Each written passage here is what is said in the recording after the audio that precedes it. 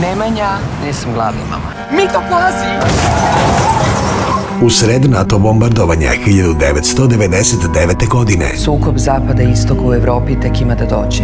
Ili će se prvo idejno, a posle drugačije naći jedni prema drugima. Naizgleda običan bankarski službenik. Jovane, šta će biti? Ko zna? Budi se iz 9-godišnje kome.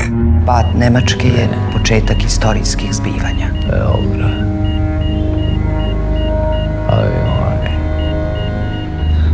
Bila je nesreća. Gospodin Petrović se probudio. Šta da mu kažem za Nemanju?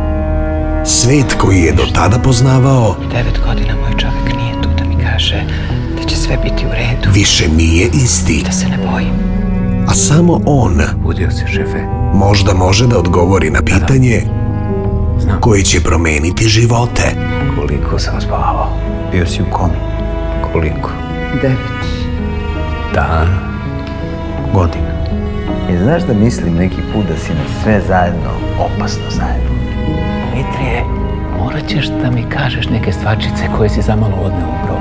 Ja sam bivši bankar na aparatima, Živko. Ako kaže nešto neobično, recite mi, molim vas. Živko, ništa vas ne razumem. Zanimljivo. A ne baš. Pitajte vašeg muža gde je sakrio. Šta?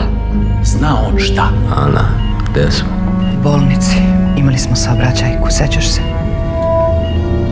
Gde je Nemanja? Ko si ti u stvari? Znaš ti ko je sve ovde bio da te vidi? Pa šta je to toliko specijalno u mom slučaju? E, to ti meni reci. Šta je tvoja tajna, Mito? Samo on zna broj. Ma kakav broj? Ovo nisam planirala da ti pustim, ali... Dramsko ostvarenje Petra Jakonića. Koma. Imaš posetu. Ko je?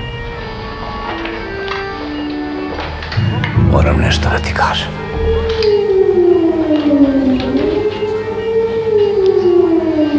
Od sada na Apolonu.